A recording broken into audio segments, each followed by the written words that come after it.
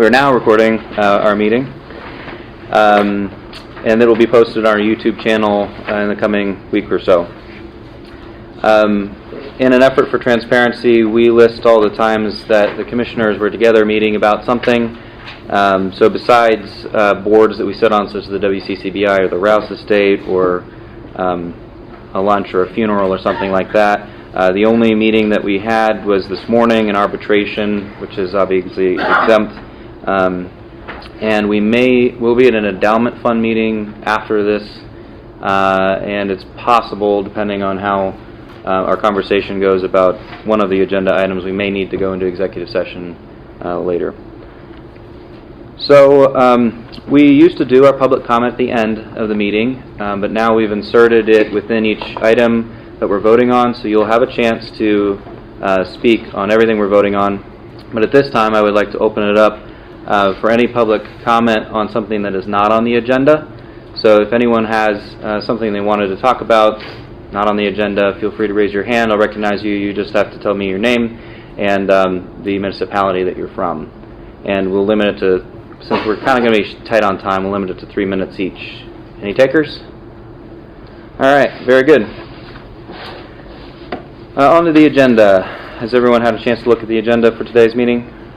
Yeah. Anything you need to add? All right, has everyone had a chance to look at the minutes from January 24th? I will note, I talked to Commissioner Morrison and the Chief Clerk, Jeff. There's just a couple word changes that I made, county capitalized, that sort of thing. So, any other further changes to be made? Nope. All right. Fiscal report. Due to extenuating circumstances, the interim fiscal director is not able to make it here today, so I've asked the treasurer to give a fiscal report, if you would. Cash on hand in the general fund is $1,569,299 versus this period last year was $1,166,446. So that's an increase of 34.5%. The Erie Bank General Fund currently has $746,243 versus last year was $744,472, and the main difference being there is the interest that we earn on that money. So that gives us a total of $2,315,542 versus $1,910,918 from a year ago. So overall, we're up 21% over last year. What I looked at was what was the main payables in the year-to-date this year versus last year. Why the difference? And on January 19th of 2017, we paid an ARC payment for our retirement fund of $360,000. So that's why when I look at year over year the expenditures, the month of January was higher by $300,000, and mainly due to the ARC payment. So that would help explain the difference of that. So any questions? Questions from the board? No. Okay, very good. Thank you. Next we have 2 proclamations, and then we'll move on to the remainder of the agenda where we'll be voting on things individually. Did either of the commissioners want to read the American Red Cross Month proclamation? Here's the, well, I have no preference as to who reads it. Okay, do you want to read one? And did you want to read one? How about I'll do multiple sclerosis. Okay. Very good. Proclamation American Red Cross Month, March 2018. Whereas the American Red Cross has been at the forefront of helping Americans prevent, prepare for, and respond to a variety of disasters, yet the Red Cross depends on the support of the American people to sustain the foundation. Whereas the Warren County Commissioners formally recognize the Warren County chapter of the American Red Cross and its role in the community, and the contributions made to make Warren County a better place. Whereas one of more than 700 chapters across the country who timelessly serves their community The Red Cross is a place where people give freely of their time and talent to help prevent human suffering among family, friends, neighbors, as well as strangers.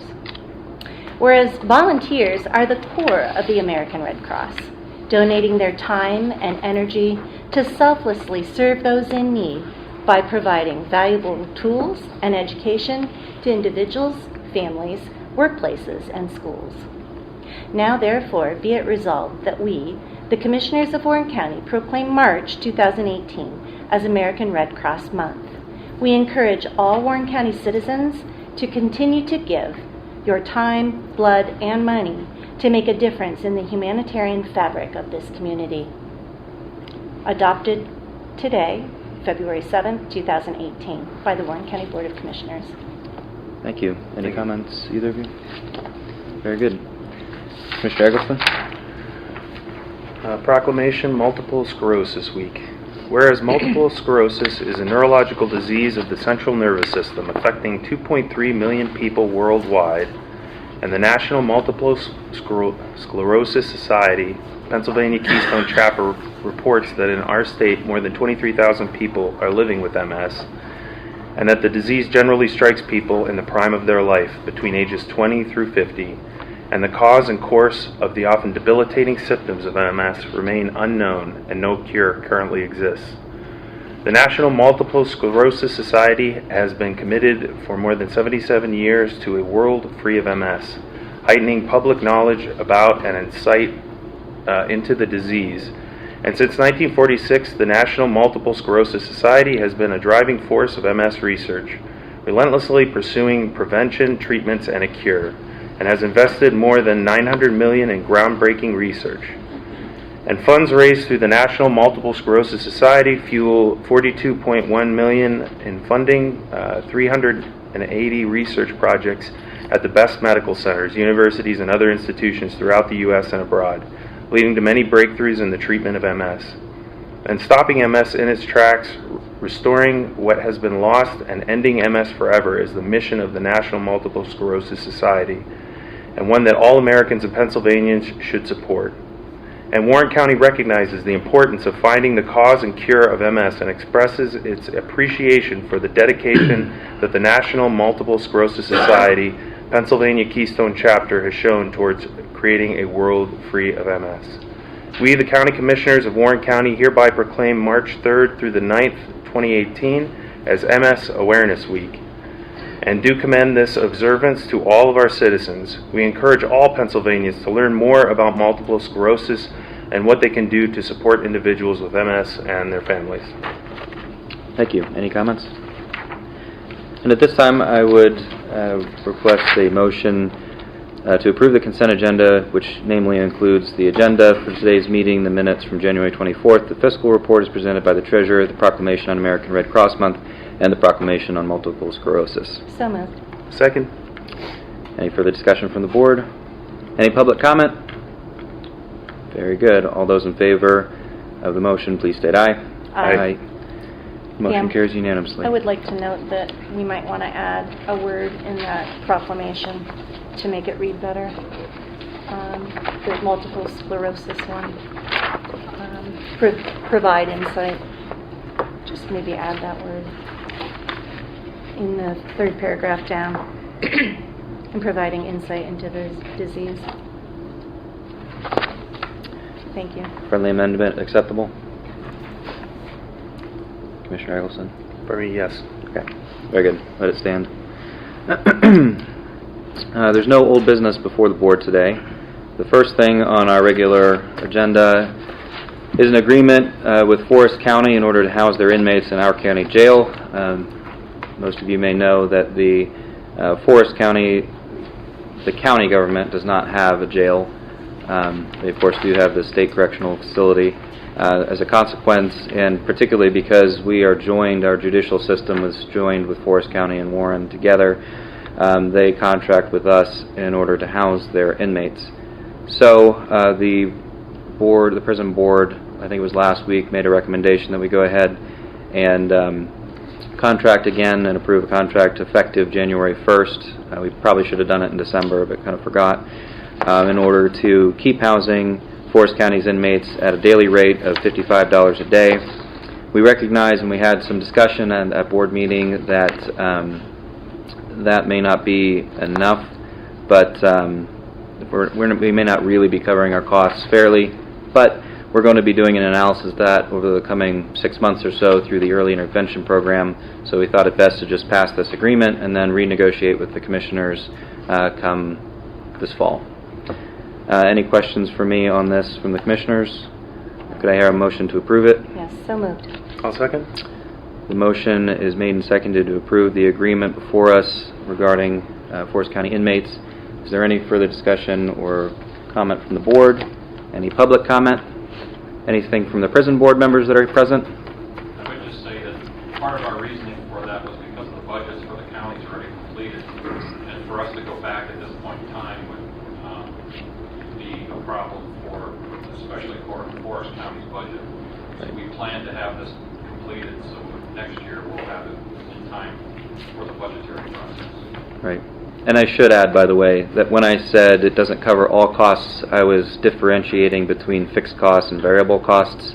Our variable costs are covered by the $55 a day, and of course the fixed costs are there regardless. So the question is, are they paying their fair share? Probably not. But is it costing us money? No. Okay, any further questions or comments on this agreement? I'll call the question. All those in favor, please state aye. Aye. There's none opposed. Carries unanimously. Thank you. Next is Resolution 3100, a resolution in support of Citizen Commission for Legislative and Congressional Redistricting. Commissioner Eggleston, I know you've had particular interest in this, so if you wouldn't mind, would you read the resolution, and then I'll entertain a motion to approve it, and we can open it up for discussion. Resolution in support of a Citizens Commission for Legislative and Congressional Redistricting. Whereas the citizens of Warren County, PA and the Commonwealth of Pennsylvania deserve a fair, fully transparent, impartial, and depoliticized process of the decennial drawing, that's right? Yes. Decennial drawing of state legislature and congressional districts of near equal population. And legislative and congressional redistricting has at times resulted in gerrymandered districts that favor one political party over others. And such gerrymandering of legislative and congressional districts has worked at times to the detriment of our representative democracy.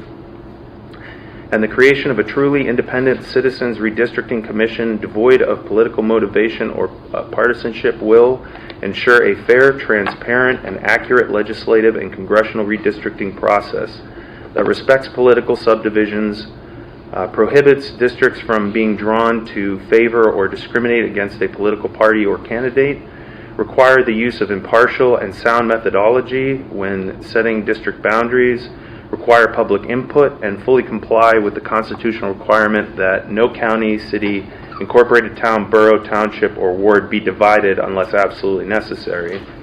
And legislation to amend the Pennsylvania Constitution to reform the decennial legislative and congressional redistricting process with the intent of using fairness and sound methodology in a nonpartisan fashion is required to ensure these reforms. Therefore, be it resolved that the Commissioners of Warren County does hereby support legislative efforts to amend the Pennsylvania Constitution, to assign the decennial task of both legislative and congressional redistricting to an independent Citizens Redistricting Commission. And be it further resolved that a copy of this resolution be transmitted to all members of the Warren County delegation in the Pennsylvania Senate and House of Representatives, to the governing leaders of all counties in Pennsylvania, and to the County Commissioners Association of Pennsylvania to announce their support of and commitment to work towards passage of such legislative efforts. And I would make a motion to approve Resolution 3100. I'll second that. One friendly amendment should be approved today's date. Okay, motion is made and seconded. Any comments, questions from the board? I would state several things. Although this resolution discusses, favoring one political party, I think it's important to note that this process favors both political parties in the sense that These maps are approved, by the legislature, and it's important to note that whether they're Democrat or Republican, the other side will consent to have a map redrawn in order to keep their own district safe. And so the process itself currently is explicitly a partisan process, and I also don't believe that everybody goes in every 10 years and votes specifically for redistricting. They vote based on what's going on in their counties, their communities, and in the nation as a whole. The example that I gave is that, in 2010 when there was a major Republican sweep, I'm sure that the majority of the people that walked in the booth said, "I hate Obamacare." They didn't say, "Gosh, I want the map redrawn so that the Republican Party can dominate the state for 10 years. In the same sense that 40 years ago, nobody walked into a booth and said, "I want to give the state to the Democratic Party for 40 years, or 10 years. So, in my opinion, this would, a change such as this would allow for an explicitly nonpartisan effort to be made to draw the maps. The other part of this has to do with geography and community as well. When these maps are redrawn the way they are in a partisan fashion, they're moved around quite a bit. And so as a result, it's difficult for voters to determine who their representative even is, and especially in areas where it's heavily gerrymandered. So that's in my opinion, one of the big reasons that voter turnout is so low in some areas as well. If you don't know who your representative is or you can't count on it on a regular basis, how are you going to vote to support anyone or hold them accountable? So those are the reasons why I'm supporting the resolution. I think that it would be good for the state of Pennsylvania to do what many states have done and have an independent process. Commissioner Morrison? I agree that we all would like to see a fair process, and I hope that the legislature will take this up. I have my doubts, but I'm hopeful. For my part, I acknowledge that there may have been some gerrymandering, not to the level of the namesake of being gerrymandered. However, I am not in favor of this particular proposal. And the reason is really simply this, that I disfavor any move by the government to become more bureaucratic and take the government even further away from the direct will of the voter. By adding a level of an appointed commission on top of redistricting, we are even further insulated from being able to influence the makers of the maps. I don't think that the process can be depoliticized. I think that the voters have the chance every few years in order to elect people that would change it for the better. And lastly, since I have not actually had the chance to really look at the specifics of exactly what the wording would be for a constitutional amendment, I can't really sign my name to it before I have actually said that as well. I think it was with the Clean and Green initiative that came before the board a year or so ago. It's not that I disagreed with it in theory, it's that I can't kind of affix my name to something that I don't know the specifics of. So anyway, at this time, unless there's anything further from the board, I would entertain public comment. And let's limit it to about 3 to 4 minutes per person. Please state your name and the municipality you're from. We'll start with... Can I make a comment, please? Sure. In relative to what he just said, the last comment, we would not be signing our name to any legislation. What we would be doing by signing this is telling our legislators that we're in favor of a fair redistricting. So, okay. That's correct. Mr. Ristow? Thank you, Mr. Councilman. First of all, I don't know how you can't look at that map and say that it wasn't gerrymandering. I think it's so clear that gerrymandering is happening in many states, including Pennsylvania. But Jeff, could you a point of what happened here with the state Supreme Court stepped in and talked about this issue before the election coming up this fall, right? Mm-hmm. Yes. And then it went to the Supreme Court, and the Supreme Court kicked it back and said, hey, the state Supreme Court has made their ruling, and we stand by that. Yes. What was that for? What's going to happen between now and the election? Well, I think that the state is in uncharted territory, and it's difficult to say. So they don't really know what they're going to do. The state Supreme Court has stated that the map is is in violation, and so Clearly. technically it's supposed to be redrawn. The problem is that the process of redrawing those maps takes quite a while, and if everybody remembers the last time they were drawn, it took 2 years, or several years in order to get them redrawn and then approved. The first map was kicked back by the Supreme Court. The second map was adopted. The idea that they're going to be able to do that in 3 or 4 weeks, I just have a hard time believing it, so it's very difficult to say how it's going to shake out. Right. And just for clarification, 5 states are now before the courts looking to have the gerrymandering process ended before the election coming up. And this is something that's going to sweep our country. It's not just Pennsylvania, it's not just the 5 states that are currently before the courts. It's something that will sweep our nation. So I appreciate that you getting on board with this, Joe. Thank you. Thank you. Other comments? Ms. Wright? Phyllis Wright. What you had just spoken, what you had just mentioned is relating to the congressional, federal, national, congressional.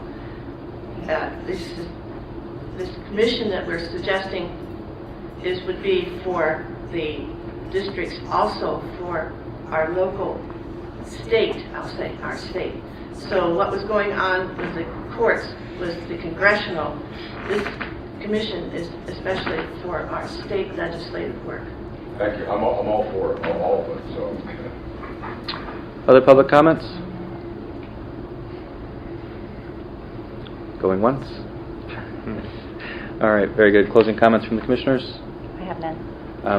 I just wanted to emphasize that I do understand the issue, and I very much appreciate putting your time into, first of all, coming to us. I don't know of any group that's come to us in such mass and multiple times over in order to explain the position, and I really, really do appreciate you coming and making the case. So thank you. All right, with that, we'll call the question. All those in favor, please state aye. Aye. Opposed, nay? Nay. The vote is 2-1. Motion carries. Commissioner Eggleston and Morrison for. Commissioner Kaplan against. May I also make a comment? All right, quickly. No, I'm representing the League of Women Voters, and we have several League of Women Voters here today, as well as friends, as you have said, has worked on this for quite a period of time. And we are very happy that this is passed so that the independent commission that's going to develop the fair, geographic, and void of partnership maps will be happening. And we hope that citizens will take more interest in what their legislators are doing, and that legislators will have a better opportunity to be able to meet the needs of the people that they are representing. Thank you very much. Thank you, Phyllis. Thank you. Thank you. Next on the agenda is 2 repository bids. Mr. Gilbert, would you explain what's before us, just briefly? Yes, in front of you have the 2 bids, the one in Clarendon Borough and the other in the city. Yep. And just standard, they could do if you're more. Okay, these are very standard. Are there any questions for Mr. Gilbert from the board? I'd entertain a motion to approve the 2 repository bids, namely tax parcel number WN 86852890000. Got that? Currently owned by Clarence Mott and Victoria Flick in Clarendon Borough. The assessed value is $10,000, $302. The bid amount is $251 to the Borough of Clarendon. The second one is parcel number WN 575-514-800-000, owned by Frederick Martin and Eunice Martin. It's in the city of Warren. The assessed value is $13,603. No. Okay. Bidder is Sharon Anderson. Bid amount of $250. I hear a motion to approve it. Could I ask a question? Sure. On the Borough of Clarendon parcel, I see that there's no signature on that page, but there is on the one for the city of Warren. Do you have a signed contract with this person? No? You mean with the borough? Let's see. The one was done online, if I didn't fill out the PDF form online, you can just email it that way. Okay. The other one was handwritten. There's a signature on the one and there just isn't on the other. Well, presumably the Borough of Clarendon already passed a resolution that adopted, requested We'll this. go to them and then also the school. Oh, it will go to them. Okay, very good. Any further questions? Any public comment? Very good. All those in favor of accepting the two bids for tax repository, please state aye. Aye. Commissioner Eggleston? Aye, I said aye. Oh, because I couldn't hear you, the motion is carried unanimously. Next on the agenda is an agreement with Employee Assistance Program, ESI Group, which is an employee assistance program. This is a professional agreement that doesn't have to necessarily be bid out, but we did solicit a couple bids, and the recommendation of the Human Resources Director after analyzing them was to keep staying on with the ESI Group that we currently use. Let's see, this would be a period of March 1st through February 28th, 2019. Any questions? I make a motion to approve the Employee Assistance Program agreement. I second that. Further questions, comments, discussion? I would just say that the utilization of this has continued to grow over the past couple of years. It's basically an independent group that employees can talk to, get help with a variety of different issues, and it seems to be very helpful. And and it can be everything personnel related. So I think that it's been very helpful, and I would recommend that we support it. Okay. I forgot to mention the annual fee for this is $24.77 a person. We have 210 employees covered under this for a total cost of $5,201.70. Any further comments? Questions from the public? Very good. All those in favor of adopting the agreement before us for ESI Group, please state aye. Aye. Aye. Motion carries unanimously. Next on the agenda is Act 13.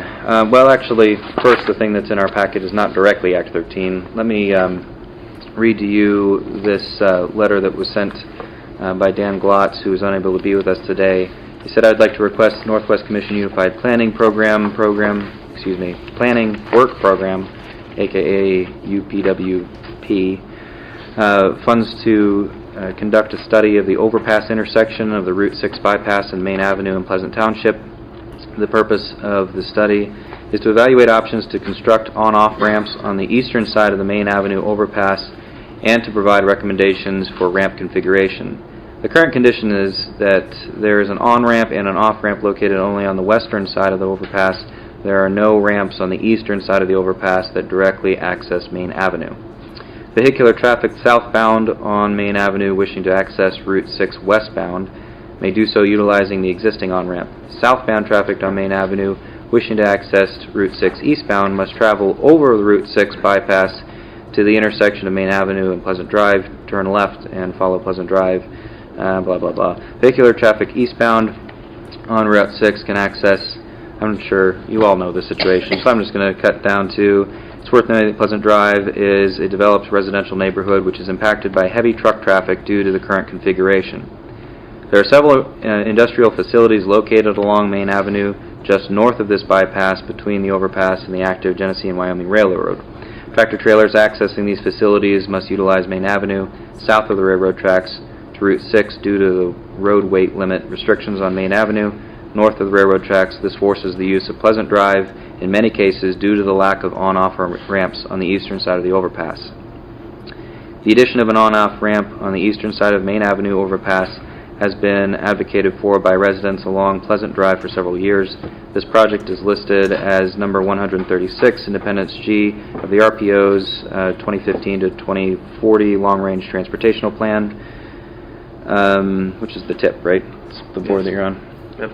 Estimated cost of the study is $30,000, with $27,000 funded from Northwest Commission Unified Planning Work Program, and 10%, or $3,000, provided by the county as a match obligation.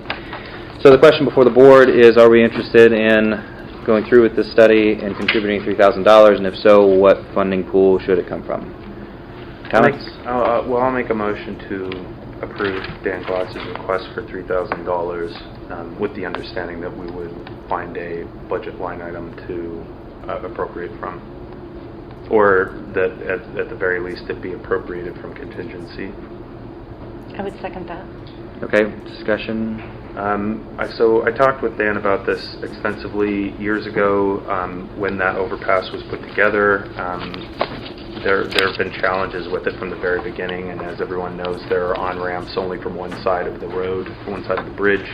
This is next to the Warren General Hospital. There's a small area that can be used to create another on-ramp in order to allow people to get into Pleasant and to get to the hospital much quicker directly off of Route 6. So basically they need this feasibility study put together in order to get money pulled down from PennDOT and from other organizations in order to complete that work and have it done. So I think it's a very even though we did not budget for this, we weren't aware that it was going to happen. I think that everybody, at least in Pleasant, would like to see that happen. So I think that we should definitely fund the $3,000 from our contingency. Commissioner Morrison? I agree with him. Okay. I'm willing to.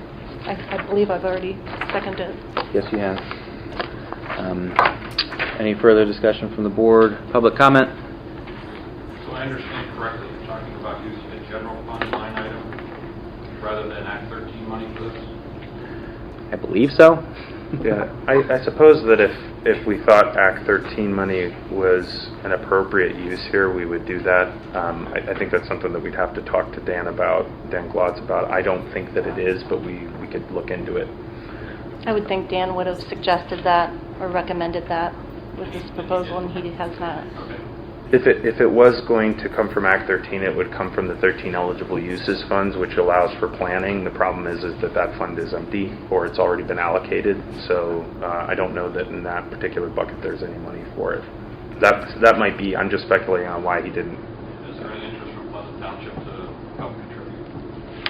That's a very good question. That's something that we could have a conversation about. That's all. I haven't been to one of their meetings in a while. I could go and ask. Yep. Very good. Any other public comment?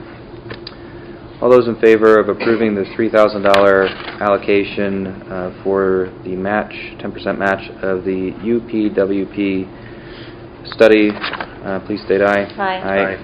Motion carries unanimously.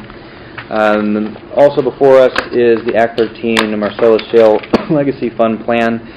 For those of you that have been around our meetings, we have been discussing at length how we want to go about taking requests for Act 13 Legacy Fund dollars, the Greenway initiatives.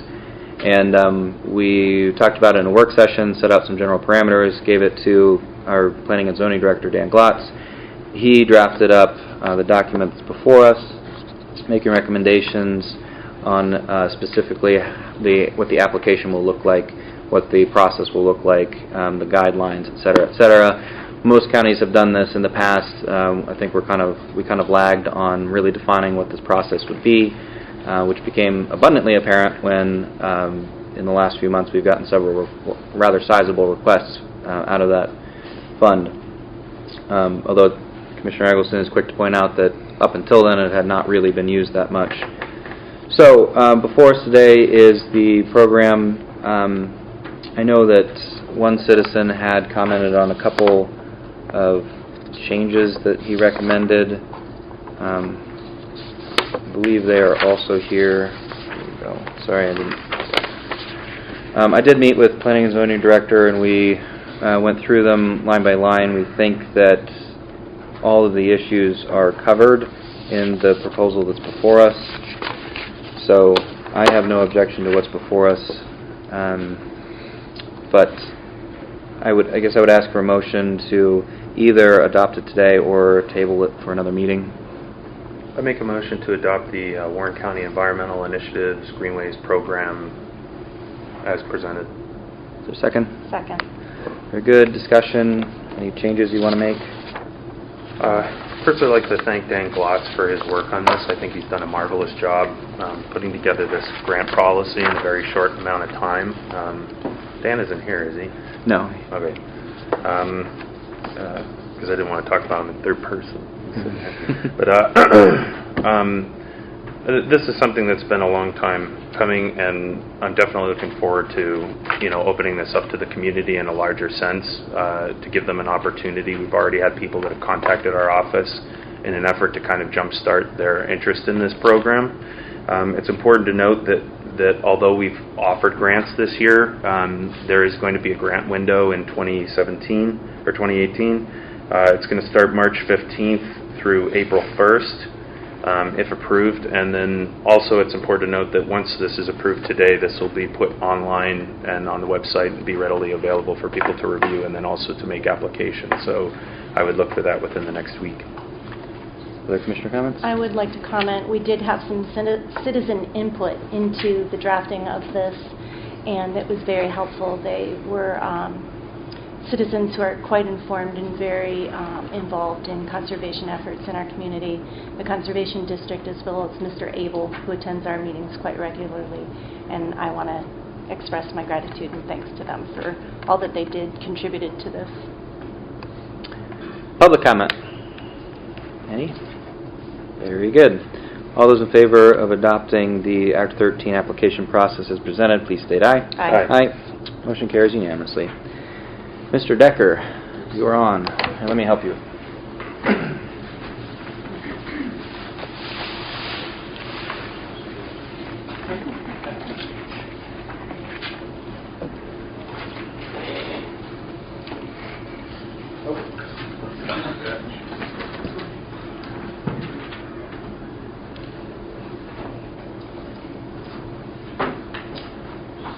All right, this is Jim Decker, the Executive Director of the Warren County Chamber of Commerce and Industry.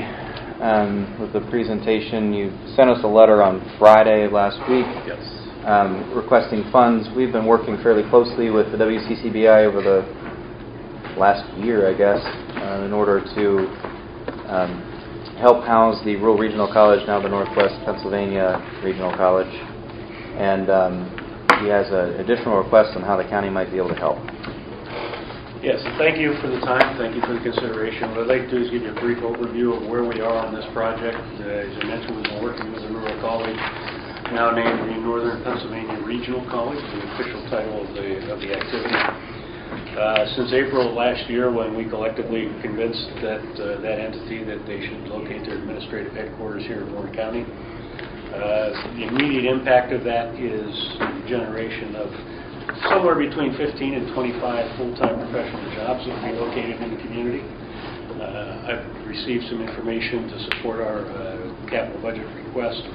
We're looking at a median income of those over that 15 to 20 jobs of about $73,000 a year. So these are high-quality jobs that any community in the region would be more than happy to have, and we're certainly thrilled to have been selected.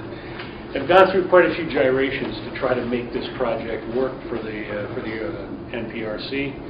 As you're well aware, our initial focus was on the South Street School, and it was a combined facility with both the regional college as well as the Warren Forest High Ed Council. Our ability to control that property long-term made that an infeasible project. So we worked very closely with the NPRC to try to find another appropriate house for their administrative headquarters, focusing exclusively on their needs and not trying to kill two birds with one stone. We settled on the PNC Bank building after having looked at probably a dozen other properties within the city of Warren throughout the county. And the property brings forth two very positive things for the community. One, provides a beautiful opportunity for the RRC offices, taking one floor of the facility. And secondly, we have a property that's in the center of the business district, center of our historic district in downtown Warren that has, for the last 2 decades, had absentee ownership. The owners of these properties have been outside of the city of Warren. The top 4 floors of the building have been basically vacated for the last 20 years. The building is starting to, 10 years ago, before the current owner, Westminster Development, took ownership. The roof was bad, it was leaking, you've got water damage, there was an exodus of tenants.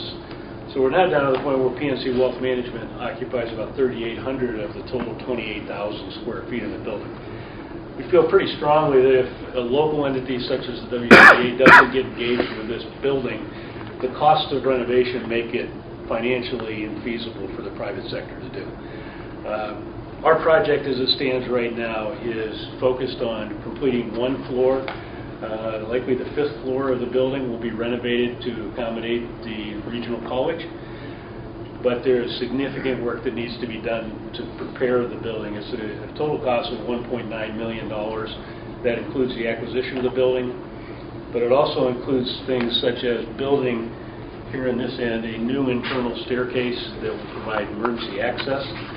Currently, the fire escape that's in the building does not meet code. It's actually a steel structure that goes out of the 5th, 4th, and 3rd floors in the outside of the building in this little alcove that has no access to a street. It's encapsulated by other buildings. And you have to return into the building on the 2nd floor to then get out on Liberty Street. So it's a rather circuitous route to have to figure out when the building's on fire. So we intend on constructing this stairwell as part of the initial phase. The other requirements that drive the cost of this project up, the elevators, the control systems are 50 plus years old. Those are going to have to be redone at a cost of about $400,000. And we have to redo the entire electrical system, all the plumbing system has to be redone, etc. So as I say, phase 1 of this is $1.9 million. It gets us 1 floor of the building totally renovated and prepared for the Northern Pennsylvania Regional College. This drawing that we just finished up yesterday, the red marks indicate the actual existing condition of the floor, the 5th floor. Those are the walls that are in place now. The black lines are what we have reviewed with the NPRC and find that this is an office layout that meets their needs, both for their current staff as well as what they project into the future. So we're totally redoing that. Every surface on the floor will be redone. We're putting independent HVAC systems in. Our intention in redeveloping the building is each floor will be an independent unit. We'll have independent utilities so that when we bring tenants in, we can separate out those costs of occupancy, and it's a much easier property to manage long term. So the challenge with this property and this project is timing. I have here copies of our latest draft of the project timeline. The hard dates that we're working against are the completion dates, which is a December 1 occupancy by the Northern Pennsylvania Regional College, which means we have to have this whole thing done, the electrical system done, the plumbing system and the whole building completed by mid-November in order to give them time to move their furnishings in and actually move into the facility. The request that it's a tight project. We believe as long as we have things go reasonably well. We know they're not going to go perfectly. They never do on a project of this size. But we're very confident that we'll be able to meet that date.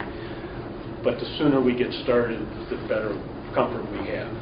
We have gone out, so that's the status of the project as it sits right now. We the WCDA, signed an agreement of sale with Westminster Development, LLC, out of Erie, to purchase the building. The sales price is $450,000. We have made a $20,000 down payment that would go towards that price. That came out of our general operating funds. We have been engaging R.W. Larson Associates to do all of our engineering design work, starting back with the South Street School project. The cost of all that effort is coming out of our general operating account. And we're getting close to about that $20,000 mark now on engineering services as well. So we've got a commitment now financially from our organization of roughly $40,000 to the project as we stand today. Going to our request, this is just a copy of the letter that I sent you on Friday. Maybe overkill to provide more papers.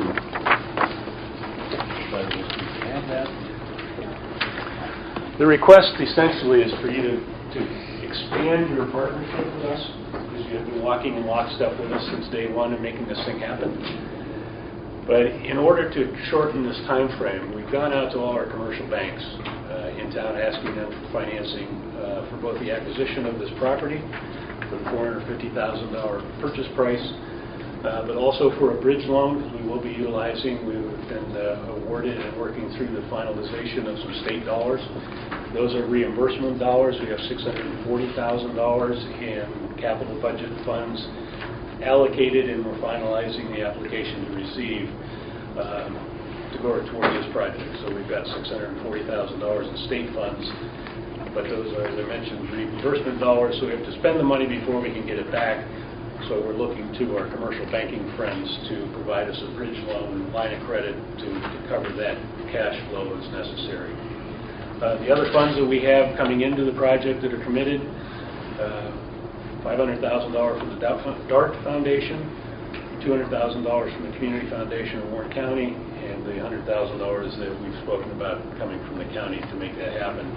And the WCDA will be looking to carry the mortgage at the purchase price of $450,000. So our request is for the county to consider providing us an interim loan for the value of the acquisition, that $450,000 loan, which will allow us to collectively work and close that agreement much more quickly than we can close a commercial mortgage. One of the big bureaucratic elements, if you will, that all of our financial and commercial institutions are going to require is completion of a new appraisal on the building. We do have an appraisal that was done in October of 2017 for the current owners that establishes the value of the property at $448,000 based upon current occupancy and status of the building. In talking to our financial institutions, we need to get that redone. They need a new current appraisal that not only gives that current value, but also projects based upon our project what the as-finished value of this building is going to be 12 months from now.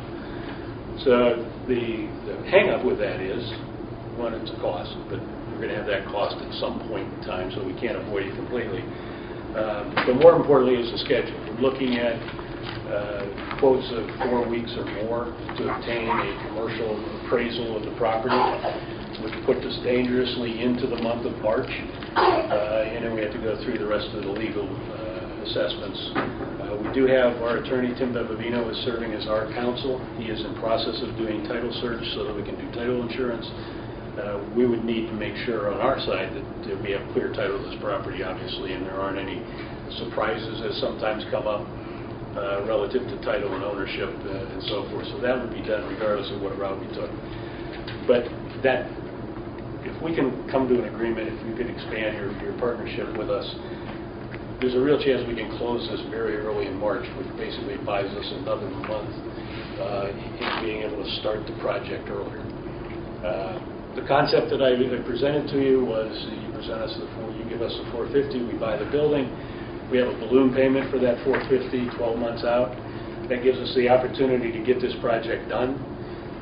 12 months from now, we'll go out and seek permanent financing. It becomes a much more attractive mortgage package for the banking institutions. We've now got it really defensible and something hard they can look at. We now have an approved building. We now have a lease in place. We now have 12 months of operating expenses so we can cash flow the operations of the building. So it just becomes a much more viable offering for the local commercial institutions.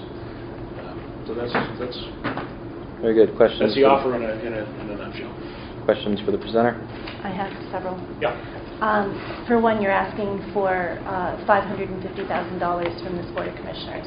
Yes. $100,000 is in the form of a grant fund. Correct. The $450,000 is you're asking for that interest-free. Yes. Okay. What would you be securing that loan with? The building. The building itself? Yes. Okay. Well, in 2002, Westminster purchased that building for $180,000. Mm-hmm. And in October of 2017, they appealed their assessed value of the property. Mm-hmm. And they won against Warren County. Sure. The value of that property, the assessed value, is $143,000. So the market value of that building is $287,000. Did you go for a loan and were told that it's over market value? So is that why you're coming to us for this money? No. We have an offer from Erie Bank for a full mortgage and for the bridge loan that we required. We have, Key Bank has told us that this is not a project that they have interest in financing. Northwest Savings Bank is finalizing their offer, as is PNC Bank. So none of them have come back and challenged the amount that we are paying for the building.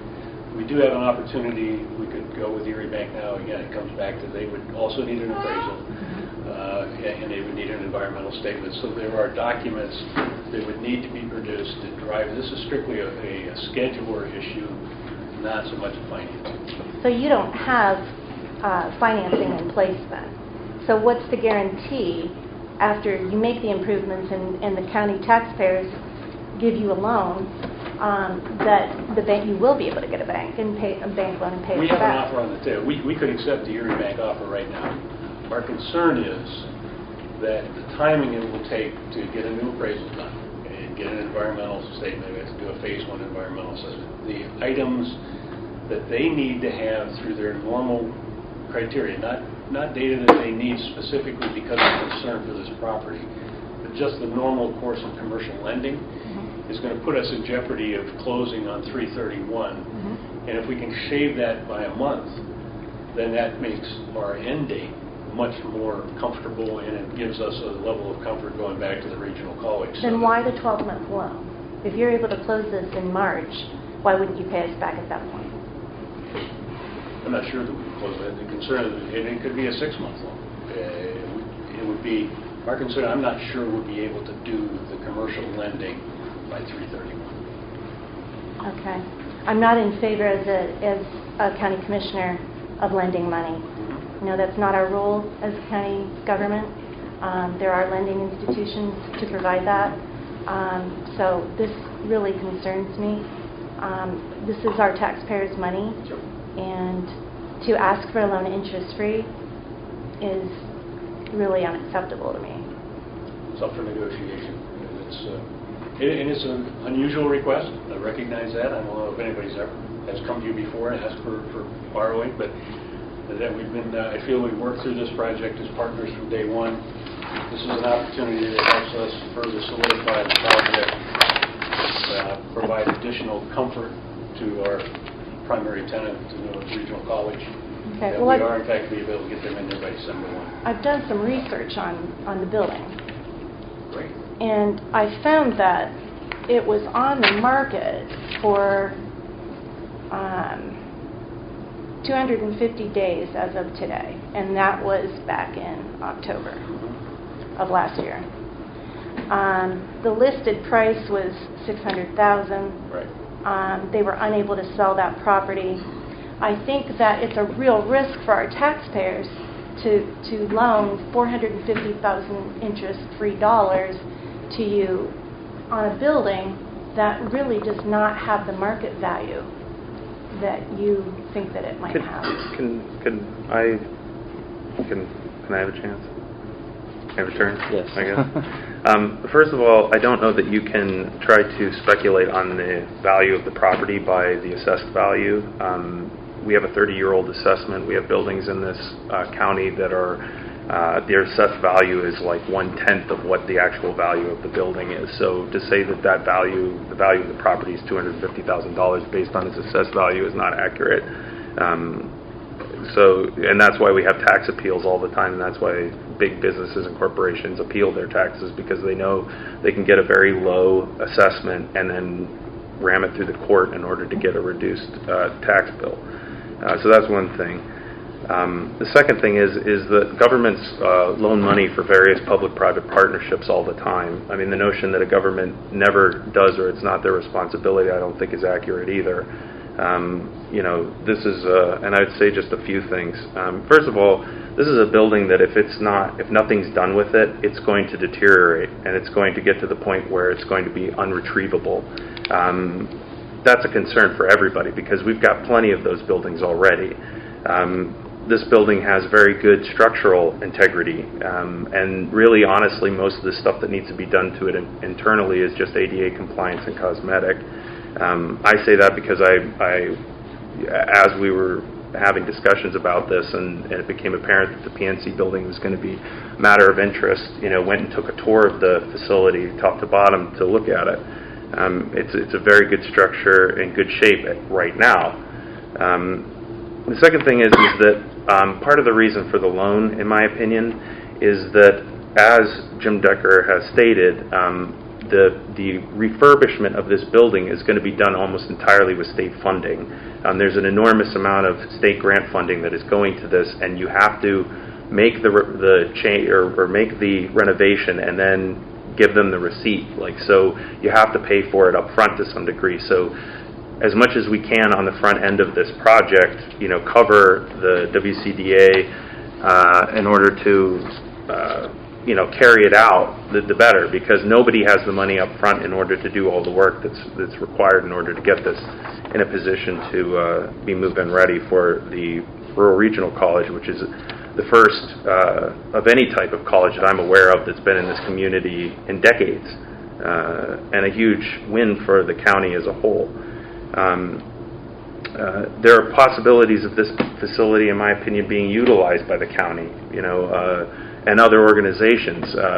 Right now, the top 4 floors of that building are completely empty, and they're just continuing to deteriorate. That building is too nice, and that space is too nice for it to sit empty and just deteriorate, in my opinion. Right now, that building is collecting $15,000 in taxes. That's it. If this project takes off and this building is renovated, the tax value of that building will increase. And at least as long as it remains in the hands of the WCDA, it will be paying an increased tax bill once the building is renovated. So that's another big step. And as stated previously, $640,000 in redevelopment money from the state. This is the first major investment that I'm aware of the state coming in and allocating funds in order to refurbish one of our deteriorating buildings. I don't know about any of you, but we don't have money laying around to refurbish some of these buildings that are falling apart. If we do not act on this building, and where's that money going to go?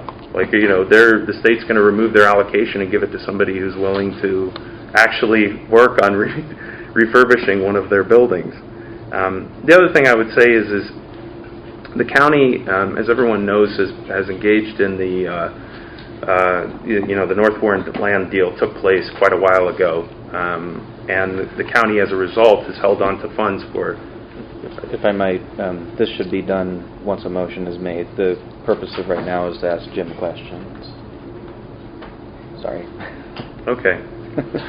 Any questions for Mr. Decker from the Board of Commissioners? One thing I should add is we're talking about the value of this building, and we looked to it, the history of the sale, and looked at the $180 that Westminster paid for it. Since they've purchased it, things that they have replaced the roof and they have replaced all the windows in the facility. So they've made in excess of $500,000 of investment into the building as well. And the value that we're seeing, the market value as established at the $450, is really reflecting the lease that is in place with PNC Wealth Management. It's a 5-year lease. It just started in October. We have 2 5-year extensions with that. That will transfer over to us. And that's roughly $90,000 a year. And some kind of strange articles in there on operating expenses that change out when you get additional tenants in. But the building does generate a cash flow that supports a $450,000 purchase price. We would have loved to have gotten it for $200,000, but the people that own it are real estate people, and they are able to calculate what that value is worth to them over time. Do you have any other letters of intent from prospective tenants? We frankly have not. We've had some general conversations with folks, but there are so many moving parts in just making this work that frankly said, let's just focus on the RRC. Let's get them in place. Let's not muddy the water, if you will, until we're sure we can do this piece of it. And once all those pieces are in line, once we've got the building, the deed to our property, and once we have all of the project moving forward, that's when we'll start looking to see, okay, who can we fill the rest of the building up with. We've had 3 or 4 conversations with different entities, nonprofits and for-profits, but not to the point of saying, okay, let's start talking dollars and figure out which floor you want. So to be clear, what you're saying then is the current tenant, who is PNC Investments, pays you a lease payment every month or a year. And what you're saying then is the bank would look at that as the potential to pay that mortgage that you're taking. Okay, so $90,000 a year, yeah, maybe. Yeah, and the risk is you're looking for a 15-year loan, and you've got a 5-year guarantee of that $90,000. So there's some gray area there when you move into the future. What happens if if that agreement goes away, PNC Wealth Management finds another location, whatever. So it's, Will the property there's be risk. removed from the tax rolls? I'm sorry? Will the property then be removed from the tax rolls? No. There's nothing in the focus that we have in the private. We are a tax-paying entity. We pay taxes on our incubator. We pay taxes on the office building. We would expect that to move forward and continue. Should something happen if the county were to take it over at some point, then perhaps, but we don't envision that Okay. as the project is established now. Well, in my role as commissioner, I don't want to own buildings, I can appreciate so that. Yeah. that's certainly not something I'm looking to want to do. We're going to need to limit questions to another minute or so, and then, are there any more questions from the board? I'd be willing to make a motion at this time. I might recommend that if you make a motion, it be to approve a 12-month loan for $450,000 or less, pending negotiations, because we do not have an agreement before us to pass right now. We'll need to make a broad enough motion that it can be approved at a later time. My motion would be to... Before we make a motion, could I please state something clearly?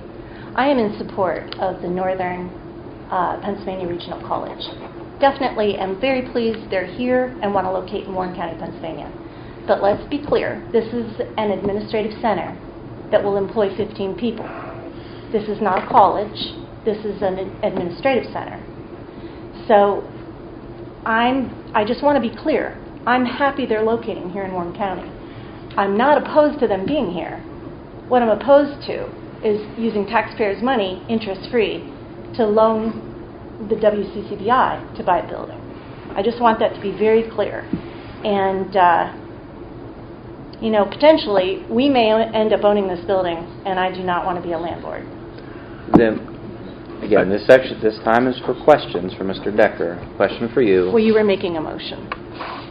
This is the point. The presentation is to ask the presenter questions, and then we will make a motion, and then we can debate things. Would it be harmful if we either set a special meeting in 2 weeks from today, or we could table this to the February 28th meeting when we might get some consensus?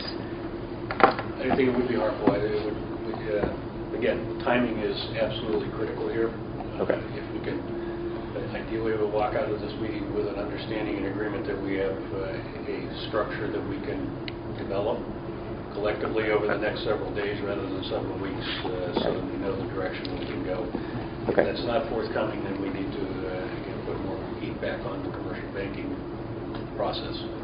Very good. Then do I hear a main motion? I will make a motion to make a commitment by the county to a $550,000 allocation to the PNC project in the form of a $450,000 potential loan and a $100,000 grant, with the understanding that the loan is to be deliberated on in an executive session and then ratified in a public meeting, and that there's proper time for Commissioner Morrison, Commissioner Cafferlin, and myself to review that agreement prior to officially signing off on it in a public meeting.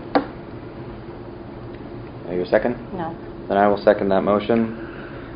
The intent, and I just say that the intent being that the details be ironed out, immediately, which I think we can do at executive session, at a work session, and then announce whatever that is leading up to a public meeting. And if we have to schedule a emergency public meeting, we can do that. This is a big enough project that would be appropriate. Absolutely. Other questions, comments, or debate from the board? Please limit your comments to a minute. We are running over time. All I would say is that this is something that's been going on for quite a while in order to get the RRC like a foundation for them in this community. This project will allow them to have that foundation and allow stability in the system in order for them to move forward and expand into that building. The hiring that they're doing now is their short-term hiring in order to get all of their spaces filled to get up and running. There's a very real possibility, there's every indication we have is that this project is going to continue to expand and that there's going to be more and more investment from the state. That's all I have. Very good. Public comment, please state your name and your municipality. Please keep your comments to 90 seconds if you can. You're standing first. Barbara Scott, Lee Township. I really am pleased that we are entertaining bringing the Northern Regional College to the town. I would be interested in what other buildings we looked at. For instance, did we look at Penn Bank Building? Did we look at the former Jefferson Street School, whereby we don't have to make an investment of $1 million or more to renovate one floor? Are there other buildings? I know you did say the buildings. Were those two considered? And? Both of them had the same type of costs associated with that control feature in terms of being controlling the property for a time period that was acceptable to a lot of state dollars to be used for renovations. But $1 million to renovate both of those buildings? The National City Bank building, Penn Bank building. The Flatiron building. The Flatiron building is 80% occupied already, so that one was not looked at. Jefferson Street School, we ran into the same issues that we ran into with the South Street School. And elementary schools, make great elementary schools, are very difficult to redevelop in terms of realigning and constructing, significant asbestos, etc. And frankly, the owner of the property has a cash flow and a profit motivation that he feels he can get out of the building, which makes it very expensive. That's time. There's an issue as well. You Sorry. mentioned asbestos. There's got to be asbestos in this campus, definitely. We have engaged two environmental consultants who have toured the building, and we have a good handle on exactly where that asbestos is, and it's included in our cost figures to get that taken care of. And I might add, South Street School was the former location for the administrative center, so an elementary school really wouldn't be that hard to retrofit. Public comment time. Mr. Ristow, please keep it to 90 seconds. Thank you, Mr. Kaplan. I might go over just a little bit on the 90 seconds. First of all, this is very unfortunate that you people are being put under this kind of deadline. It's wholly unfair and should never happen. Mr. Decker, this should not be happening. You don't come in here and give the commissioners 2 weeks to get something done. I mean, what the hell? Point of order, language. I'm sorry. Secondly, this building, I understand the market on it, the market value. This building, the value of it is not $500,000. The value of it will plummet when just like the other buildings downtown. At one time, Blue Ribbon Rental was on the market for $300,000. The reality of it was it sold for $30,000 because it needs all this work. The same with where the Murphy's building was. It was sold for pennies because it needed all that work. And yes, a man did come into town, an investor that nobody here will recognize and say hello to, and put a lot of money into that building to bring it back to life. So first of all, you're overpaying for this building because it needs all this work. Secondly, there are other buildings downtown. We need to press Mr. Decker on what happened to the discussions on the Spiriton building.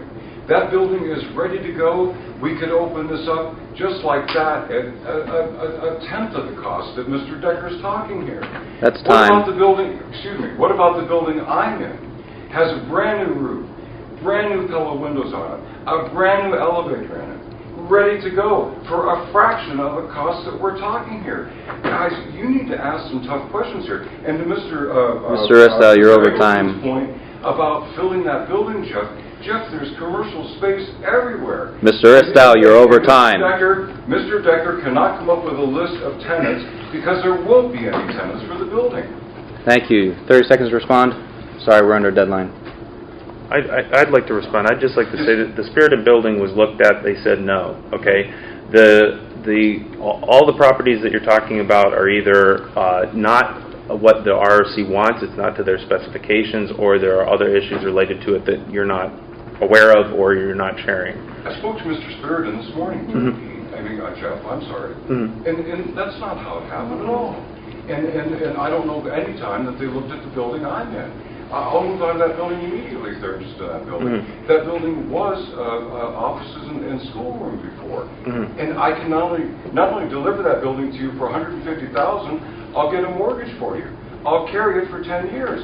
This is nuts, guys, that you are being put under this pressure. Yeah, and Not to I would ask like you to some also questions. address, we've not been put under any pressure. We've been talking about this for months. Like, everybody's been aware of this for months. 2 weeks to make a decision? We What's pressure? were not given 2 weeks to decision. I've been willing to pull the trigger on this a year ago. Like, this is not something that we just fell in our lap and then all of a sudden we made a decision on it. PNC Bank was not on the table a year ago.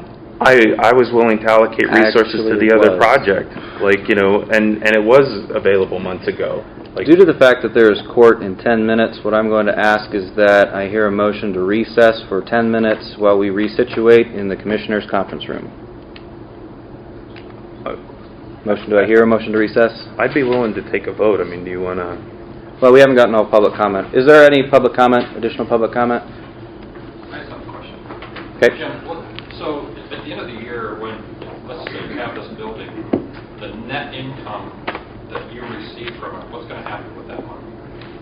On an annual basis, you're going to have supposedly income for running the Our building. cash flow projections right now show that there's a very modest positive cash flow out of the building when we pay for our costs of debt. The debt service, utilities, maintenance, et cetera, et cetera.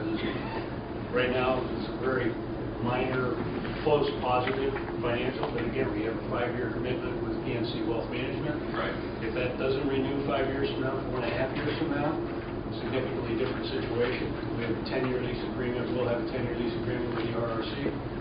Again, we don't have dependable income streams generated based on those 2 weeks of leases at this point. It's a risk we're willing to take because we take the resources with it. Thank you. Very good. How many people are going to comment on this issue? All right, seeing none others. Commissioners, do you have any final comments? Please limit it to a minute. I'd prefer not to buy a building and then compete with the private sector. There's several other people who own properties downtown that we could have looked at. Commissioner Eggleston? I've said what I need to say. All right, now please let me make sure that I understand your motion was to approve a $550,000 investment into the PNC project, $450,000 being a loan, $100,000 being a grant, and this is of course pending negotiations, so this would not be a final agreement. And should we need to revise anything within those parameters, we will need to call a special meeting and vote on the special matter. Correct? Yes. All right, and that was my second. All those in favor of the motion, please state aye. Aye. Aye. Opposed? Adamantly opposed. This is too big of a risk Commissioner for our Morrison, this is a taxpayers. yes or no question. Too big of a risk, no. Is this a nay? Thank you. It's 2-1. Motion carries. Commissioner Eggleston, Cafferland for. Commissioner Morrison against. Thank you very much. The last thing on the agenda is, I was going to give more detail on this, but the Warren Times Observer has shed light on whether or not we should be terminating employees in public meeting. Therefore, we reviewed sections 1620 through 1630 of the County Code and have come to realize that there were some things that we were perhaps doing that was not exactly illegal, but we had no problem with opening up for more transparency. So we've decided to honor the code and the Sunshine Act a little bit better, to go ahead and ratify hires and changes in a public meeting, as well as ratify separations. Coming before us, there's a new hire of Kim Lockerbie for the jail, part-time corrections officer, Shauna Grosh, drug and alcohol for DHS, case management specialist, Kim Carlson, drug and alcohol, this is a promotion from caseworker 3 to CYS, children and youth supervisor, Annette Miller for drug and alcohol, moving from a clerk typist 2 to a clerk typist 3, separations being Mr. Craig O'Connor in the Sheriff's Department and Judy Alba in the Fiscal Office. We have, again, court in 8 minutes, so I guess with that, I will just ask that we ratify the personnel transaction report before us as of February 7th, 2018. The schedule can be reviewed and it will be completely published in the minutes for more detail. Do I hear such motion to approve the ratification of the personnel transaction report? I'll make a motion to approve the personnel transaction report. Do I hear a second? Second, I'd like to comment. Certainly. Judy's command of the county's fiscal operations and the depth of her knowledge that she brought to the office will be greatly missed. And it's unfortunate to all of us, all of the county, that she's been terminated. Thank you. Commissioner Eggleston? Anything to add? Not this time. Public comment? I'd like to comment if I could, please. Certainly. Ms. Alba, could you limit it to, I understand the situation, 2 minutes? Okay. I'm not sure the motivation or the intent behind today's public termination of my employment. To anybody who's worked with me in the county, it's been quite obvious I was terminated on January 5th. To anybody who's read the newspaper, it's pretty obvious I was terminated on January 5th. The fact that it wasn't done in a public meeting or by vote or anything like that is well known. So restating it again, I'm not sure. Forcing me, my 81-year-old mother, my 2 sons, members of my church family, which I'm presently serving as treasurer, and the general public to read about my termination again and again, especially without stating the cause, has led to much public speculation and a great deal of personal pain and anguish to me. For the record, I want it clearly stated that my termination was not due to any intentional or malicious financial wrongdoing. Please, to calm all the taxpayers' fears, can we put a squelch to that rumor that has hurt me personally and professionally? I was hired by the previous Board of Commissioners, Steve Vanko, John Eggleston, and John Bortz. Although I worked only for them for a period of 3.5 months during the end of their service, I enjoyed getting to know them and working with each of them. At the time I was offered the at-will position, I was told my responsibilities included supervision over the county's purchasing, accounts payable, and payroll. Other aspects were in there, including taking care of budgeting, financial records, reporting to department heads on financial information. I was also informed that my responsibilities included reporting in public work sessions and public meetings, fiscal comments related to the status of the finances of the county, recommendations and comments to items that were being proposed. At no time was it ever expressed by the prior commissioners that I was to sway or waiver my opinion in Ms. Alba, I'm going to give you more opposition time. Of any particular commissioner. Ms. Alba, I'm going to give you more time, but we're going to move to the Commissioner's Conference Room, and then you can take up to 20 minutes should you choose. But we are going to need to recess so the court can come in here. So the Commissioner's Conference Room is downstairs on the first floor towards the front of the building.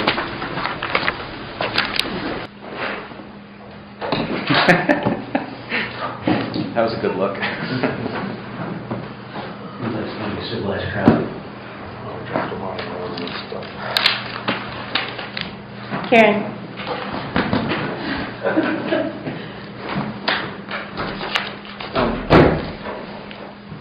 You can certainly go on this. All right, we have the board president. The rules of recess means that we jump right back in where we were. As a note, we cannot interject with the exception of motions such as to limit the debate or to go into recess again or a personal privilege. So we will start right back up again at, what time is it? 1:30 with Ms. Alba. At no time was it ever expressed by the prior commissioners that I was to sway or waiver my opinion in favor or in opposition of any particular commissioner. I was also made aware and still fully agree and understand that the vote to proceed or stop regarding any financial matter or other county matters is executed by a majority vote of no less than 2 of the 3 commissioners. The fiscal director does not have a vote, nor should he or she have a vote. The vote is, and rightfully so, left to those elected by the taxpayers. To me, the numbers are black or red. At times, there have been ideas posed by each of the commissioners that I have expressed a financial opinion in favor of, and at times I have expressed a financial opinion or posed a financially related question contrary to the individual commissioner's ideas. My opinions, recommendations, and comments were financially based. They were not based on any party affiliation, nor related to which individual was claiming ownership of the initiative. It may not be exciting to many, but to me, the evaluation process was purely looking at the pluses and minuses. It was not personal. On January 5th, I was called to a meeting to discuss fiscal issues. Shortly after the start of the meeting, I was informed I was an at-will employee and that my employment was being terminated effective immediately. I was told as an at-will employee the decision to terminate my employment needed no reason. Commissioner Morrison, who to my understanding had come to the meeting unknowing what was about to take place, pressed for the reason or issue that instigated the decision at that time. Commissioner Cafferlin responded that he no longer trusted me. As someone who takes her accounting profession seriously, maybe too seriously, I adamantly objected to that.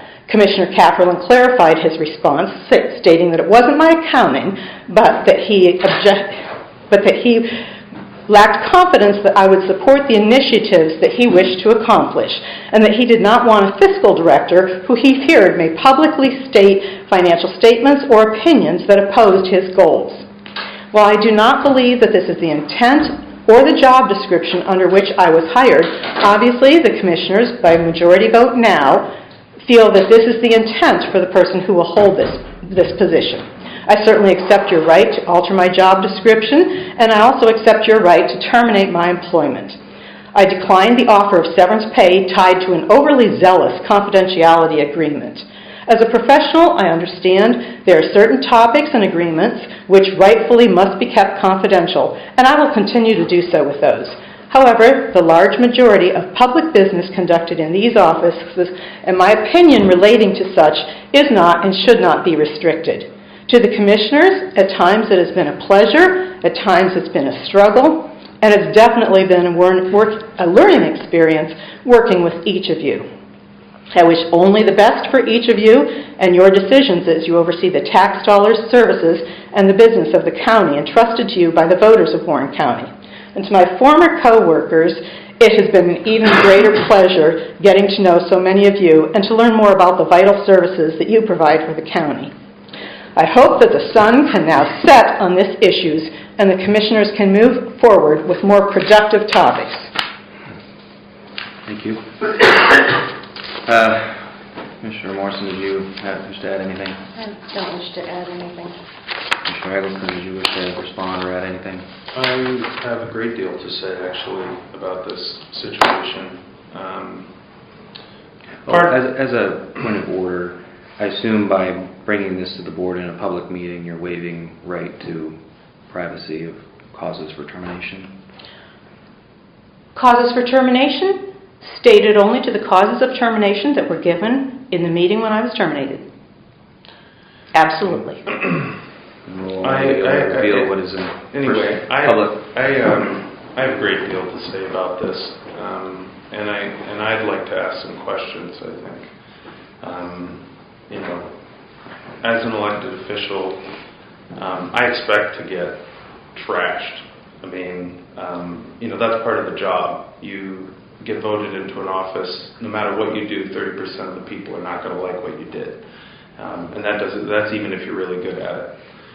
So, the questions that I want to ask are not related necessarily to my own, personal fear, but in the general precedent of being able to walk into a room and make comments, never produce any proof or any backup information of any of it, and simply state, this is how I feel and so it's true. I take issue with that across the board. And so most of whatever questions that I have about this situation have mostly to do with Commissioner Morrison, but I guess Judy Albaugh is also involved in some of those questions just because tangentially, I guess, related to this termination question. So, Commissioner Morrison, you run ads in the guide. This is a conversation about Judy's employment.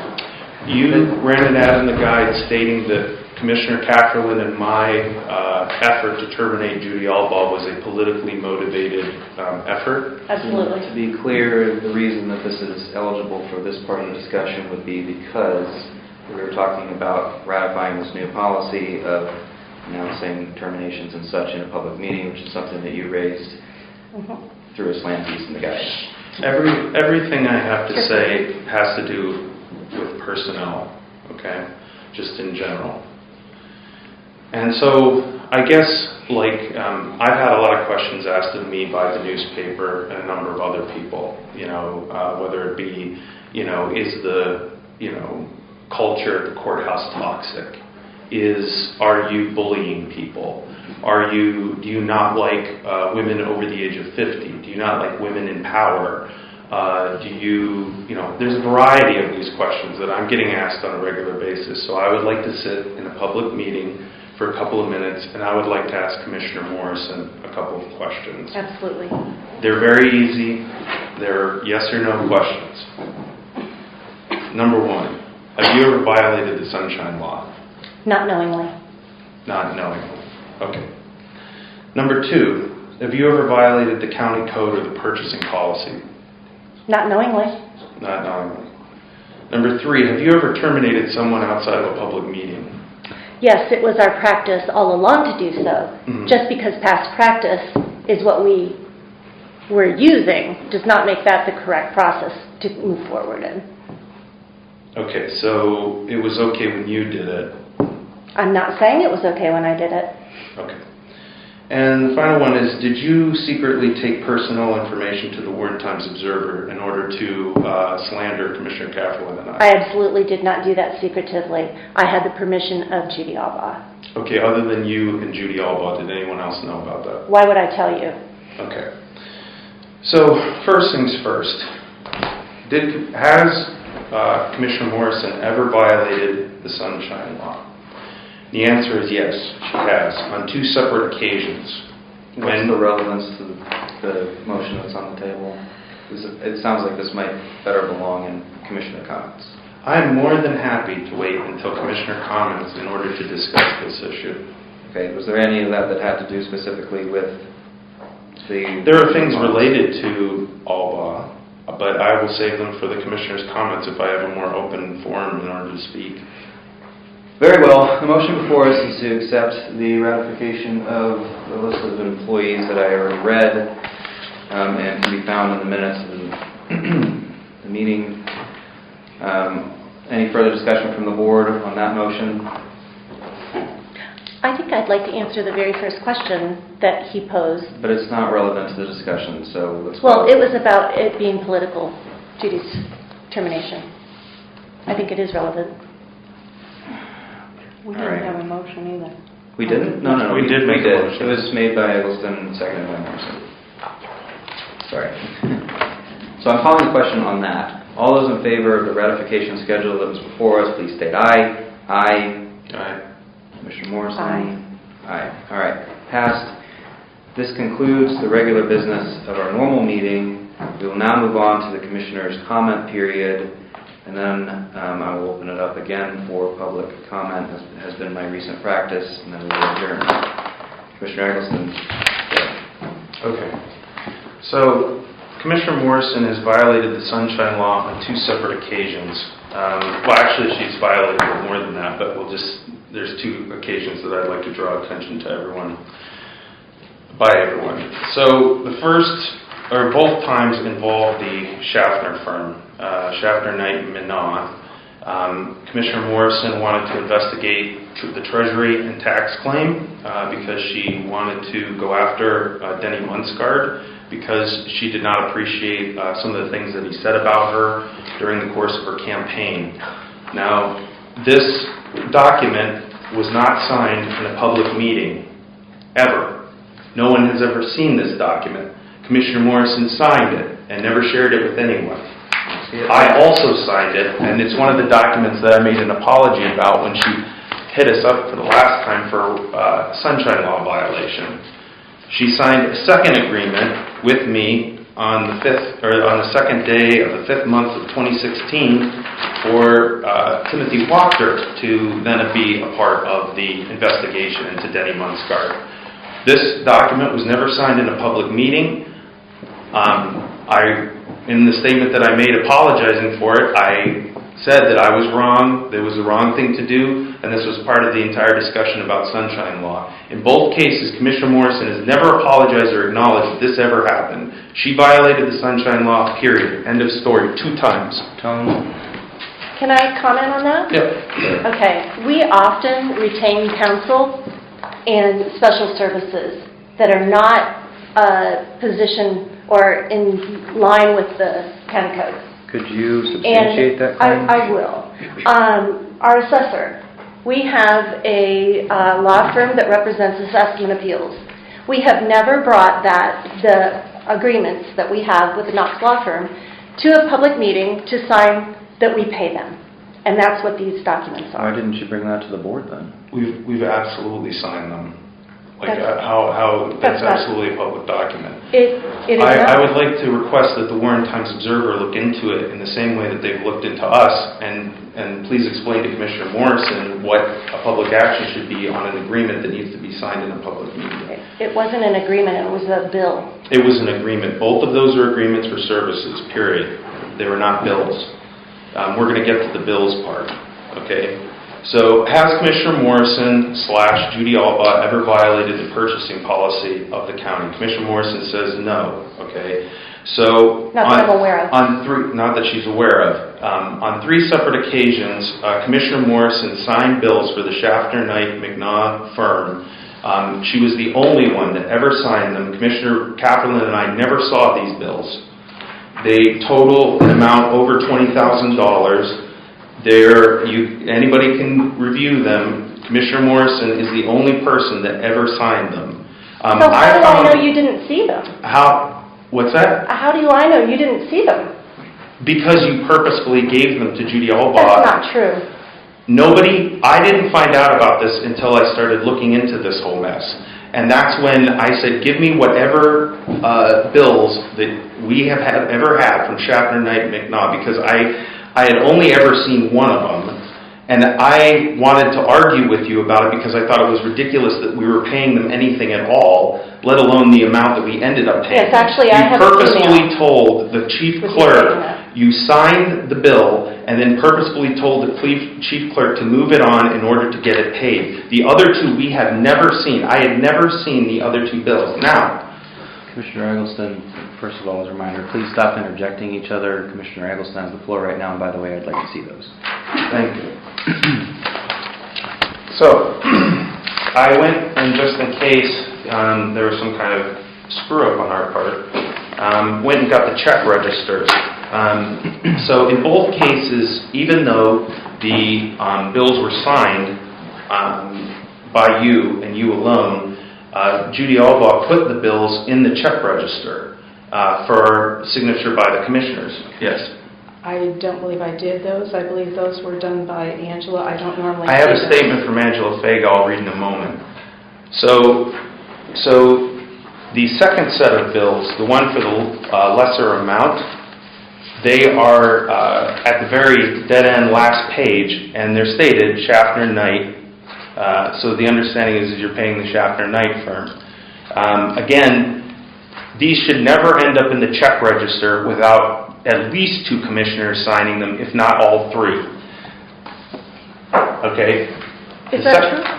They should never, our signature on the invoice is the authorization to generate a check, period.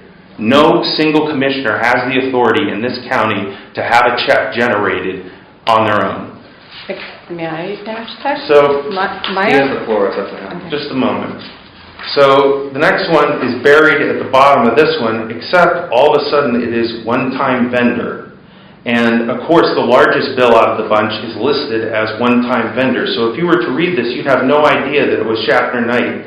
Yet, it was signed by one commissioner and ended up in this batch, which Commissioner Kaplan did sign, but we have multiple bills that are under one-time vendor. So to distinguish between which one you were signing for, you'd have absolutely no idea unless you got the entire list of the invoices.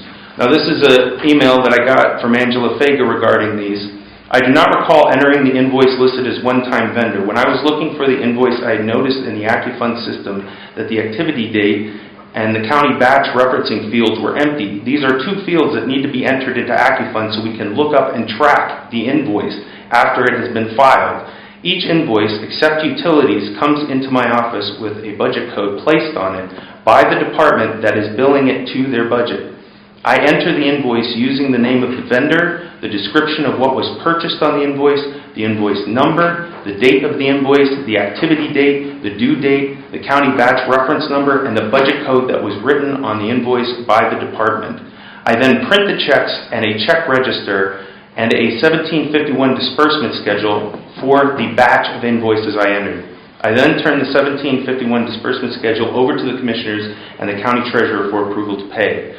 Once I receive approval from 2 of the 3 commissioners and the treasurer, the checks are sent out in the mail and all paperwork is filed. The invoice referenced above was entered into the AccuFund system without a vendor listed and without all fields completed for the invoice. It was also printed and sent out with only 1 commissioner's approval. When I was given the other 2 invoices, I was told by the fiscal director, Judy Allball, to enter them and proceed with getting approvals, even though the invoice was only approved by Commissioner Morrison and coded by Judy Allball. Again, totally different than any other time that we've ever put a bill through where an invoice has been signed by an individual. Okay, so my next point is, has Commissioner Morrison ever fired somebody outside of a public meeting? The answer, she said, is possibly yes. The answer is she did. And it has to do with somebody that was here and it was part of a workman's comp claim. Pam Matvey. Therefore, I need 1 more commissioner to approve asking PComp to try to come up with a fair and reasonable settlement with resignation. Commissioner Morrison, I am in favor of moving in this direction. As a result, this person was terminated and they were offered a resignation and a severance package as a part of their settlement. This is exactly the same as what was done with the Judy Allbach termination. It is no different than what the county has done previously and at least 5 other counties that I've talked to do. So that leaves us with, let's see, violating county code by a single signature, attempting to try to hide bills that have been signed by a single person, terminating somebody outside of a public meeting, violating the Sunshine Law.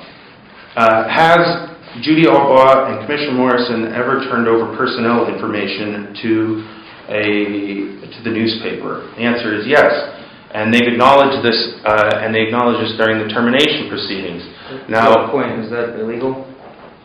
I haven't been able to figure out whether it is. I just know that it's unethical.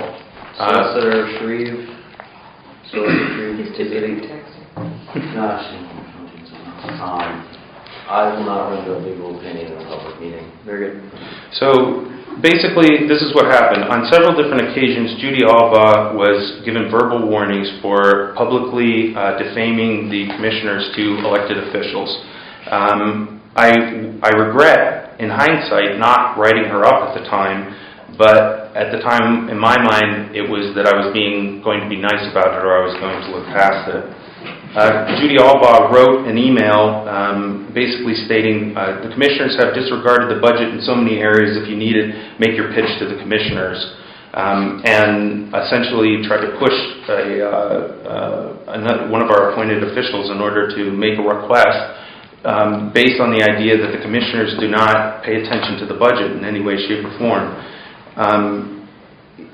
You know, and it goes on to discuss the fact that, you know, walking past the register, the situation was so bad that I could walk past the register recorder's office and Judy could sit in there and talk about how Commissioner Capital and I know absolutely nothing about what we're doing and that we're fools and we make ridiculous requests all the time. No way you heard that from my office. I stood outside and it happened. I confronted Ms. Allbaugh about it. Now, Joe can't even hear me from my I can hear you guys all the way down the hall. Yep, okay? in the outer office you can. I absolutely, standing outside, If this you was in a heard public it, space. Maybe I'm not that. This was in a public space. As I've stated, I have made... Commissioner Eggleston, could you, first of all, keep the floor and just... wrap it up. My point is that I did this write-up. I offered Judy Allbaugh the opportunity to write a rebuttal to it. I don't know if that rebuttal was ever written. It could be incorporated in this meeting. In the request, I specifically asked her to not defame us to the other elected... Well, I don't appreciate you just mentioning me either, then. defaming us to the other elected officials, to the other appointed officials, is specifically stated in it. She then authorized Cindy Morrison to take that write-up, this write-up, the only write-up that has been done in 2 years since I have been a commissioner. I have never written another employee up in this entire courthouse. Took that to the Warren Times Observer in an attempt to try to slander me and defame me. And so I ended up finding out about it. Why? Because Judy came back and then bragged to her employees that she had authorized Cindy to take it to the Warren Times Observer. And so they told me, oh, you better look out. Cindy, Judy and Cindy are working together and they've sent this write-up. So not only do I have to deal with, or we've had to deal with, and this isn't even talking about all the technical issues that we've had in the fiscal office, because those are going to come out within the next month, is a obvious effort to not function on any level that isn't insubordinate with the commissioner's office or a majority of the commissioners. And we tried desperately for a long time to work with Ms. Albaugh, and it did not work. And so the final thing is to have somebody come in and then try to take the write-up and then utilize that in order to try to make somebody look bad. I don't know how in the world, after you get written up for defaming somebody, that you then take it and then purposefully try to defame somebody. And nobody's ever reported on this. This has never been discussed. And I was more than happy to allow all this stuff to go away. All of it. Like putting checks through in no way trying to be transparent with us about how these checks were delivered. Commissioner Eggleston, could you state your point? My point is that the termination was absolutely justified, and that Commissioner Morrison's effort to make it sound like that Ben and I are trying to work behind closed doors and that we are not functioning in the realm of the Sunshine Law is hypocritical and wrong. And we've been functioning exactly how this county has functioned, how other counties functioned, and we've given Ms. Albaugh and Commissioner Morrison every opportunity to work and function in a professional manner in this area, and we have been undermined, derided, defamed, insulted with no proof from anybody. And I've given you a pile of it here, and there's way more that I'm more than willing to display to everybody. I've avoided discussing this to a large degree because of the fact that I routinely get branded a bully simply because I'm trying to make an argument or I'm trying to defend myself on a situation that I had no interest in having to have a fight over whatsoever. So that's my point, is that they're wrong, we are right, and I'm not going to sit back anymore and listen to people defame me. Commissioner Morrison, out of deference to your office, would you care to respond? I would care to respond, thank you. In regard to the bills from Schaffner going through with one signature, and Pam stating that I asked to push it through, that bill sat on Pam's desk and nobody would sign it. And I asked Pam Matvey, we had already contracted those services. Had we not paid those bills, we would have been in court. So Pam Matvey advised me that I could put those bills through for payment. Are you still saying that you did not violate the Sunshine Law? I don't believe that's a violation of the Sunshine Law. No, I don't. For the record. Yes. In regard to it's going to be hard for me to remember everything that you've gone over, but I will try. In regard to Ms. Albaugh's firing being political, I'd like to know if you made this statement, Commissioner Eggleston. This past fall, while Ms. Judy Albaugh was working late one evening on the county budget, did you stop by her office on your way out to speak with her? And during that course of conversation, did you warn Judy with this comment? I'm telling you, Judy, those who hitch their wagon to the Cindy Morrison train will be sorry, very sorry. They will lose. I received a phone call from Ms. Albaugh immediately following that conversation. Mm-hmm. Judy was crying. Mm-hmm. Judy was upset. Mm-hmm. Judy felt you threatened her job. Mm-hmm. Did you do that? No, but I'd happily have a discussion about what was said. Okay. Because I said something similar to that, and I'd be happy to explain why I said something similar to that. Okay. I'm moving on. I have the floor. Okay.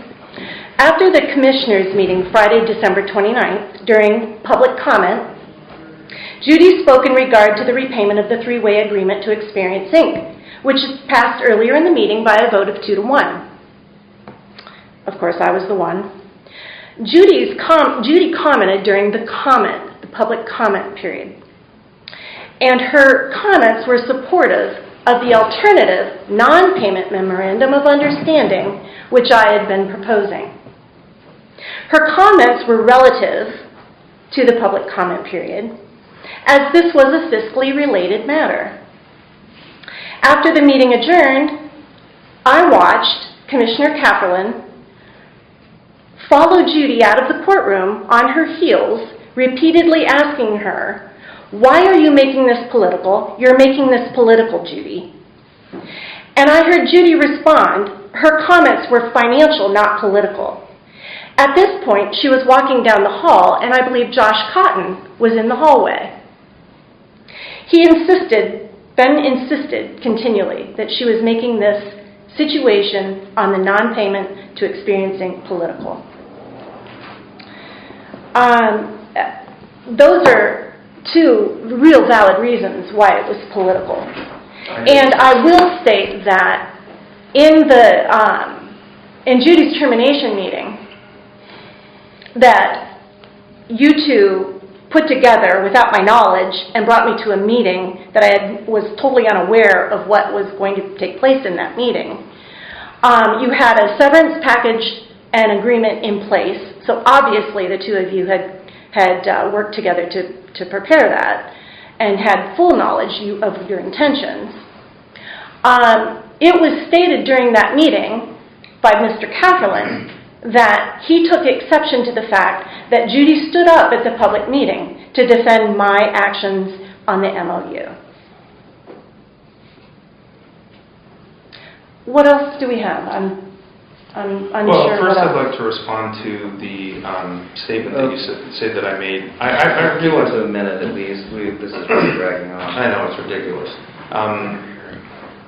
When I talked to Judy about you, it was the fact that I had stated flat out that I had made the same mistake. Because when you came into office, your number one goal was going after Denny Munzgard and removing him from office. That's your perception. No, that's what you stated on several That different is occasions. not true. You can lie all you want. You are the liar. That is not true. That is not true. Tell him. Anyway, I made the mistake. Well, I told him to stop. okay. All right. Anyway, I've laid enough stuff here. I rest my case. I'm willing to close the meeting. Does Judy have an option to Yes, Judy, respond? of course. May I say something? I did not enter this one under one-time vendor. This was entered under Angela. I do not use the one-time vendor. I wanted the one-time vendor disabled. I do not like it. I do not like the fact that it leaves it where when you're asked to approve these payments, you have no idea who these payments are going to. I would not have entered that check. I don't do it that way. Is there a way to track that? I believe if Bill Gallagher were to look, he could find the numbers. However, even at that instance, if I had logged in the computer, or conversely, if Angela had logged in the computer and I sat at her desk or she sat at my desk, it would show either way. So it could come back and say that it was Angela's login. It could say that it was mine. That wouldn't really that wouldn't prove it one way or the other. But I can tell you, I do not use the one-time vendor. As for whether it's sunshine law violation or not, the invoices are entered for payment before they're signed. There are tons of invoices that you do not sign off on. You would not have time enough to sign off on every invoice. That is the purpose and the intent of this report. Those checks are prepared. In the past, they were prepared with the invoices all stacked there. The commissioners, former commissioners, and you at the start of your term would look through the report, and all of the invoices were there if you wanted to see them.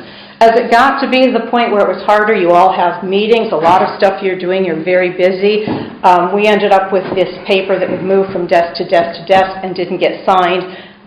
We couldn't release checks before the paper was signed, so we went to this form. This form replaced the need for you to individually sign on every invoice that comes through. Now, there are invoices that sometimes when they come through, whether it's unusual, whether it's questioned or whatever, it goes specifically to Pam Matthew's desk to try to catch at least 2 of the 3 commissioners to sign.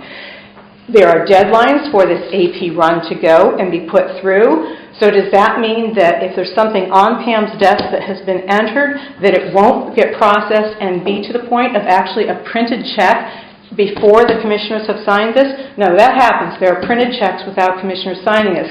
But those checks are not to be released until at least 2 commissioners and the treasurer has signed off on this report. And that has been the standard for quite some time. There has been no slipping through of any invoices to whoever the Schaffner whatever is, or anyone else. There have not been invoices under my watch slipped through unintentionally, intentionally, or whatever for the commissioners to not know about. So are you any of the 3 of Are you. you suggesting that Angela ran 3 separate invoices with a single commissioner's signature, that she did it and you did not? I am saying I did not enter this payment that says one-time vendor. Yes, I am saying that. Okay, so did you enter any of those in? You know, I don't know if I would have entered these other Because through. she's saying she hasn't entered any of them. It would be, no, no. Or she's saying that she entered the 2 that have Schaffner and Knight on it. I'm aware that At your request. I'm aware that she entered those, and I am the one who told her to put the name in there so it showed, because after this one had been done, I saw it was done as one-time vendor, and I don't remember which commissioner came in looking for the invoice, but it was very difficult to find. And that's part of the reason I hate using one-time vendor. It leaves a blank story. Well, let's go ahead and wrap this up. This is going to have to conclude the period for commissioner comments. At this time, what I'd like to suggest is that this issue is probably not dead. Most likely the Times Observer will be looking into it. I did want to remind you of a story from the scripture. It's been a long time since I read it, but it's where King David is confronted with an analogy. I believe it was Nathan the prophet approached him and asked what he thought of someone taking a precious lamb from someone. And when he responded that that would be unjust and that he would kill this person or whatever, the prophet responded, "It is you," making an analogy to the hypocrisy of the situation. I encourage you to read it, and I think all 3 of the commissioners should bear this in mind. For my part, I have not gone public about some of these things that Commissioner Eggleston alleges because I respect the office of the commissioner too much, and I did not want to drag us all down. However, now that it is out in the light, I think it is rather evident that there is massive hypocrisy when it comes to terminations and sunshine violations. Hopefully, we have now ripped off the scab and this can actually heal properly this time. With that, we will go ahead and adjourn. Do I have a motion to adjourn? I'll make a motion to adjourn. Do I hear a second? Second. All those in favor? Aye. I didn't even have to come looking for you. I'm guessing the board doesn't want to have the endowment fund meeting right now? No, please, no.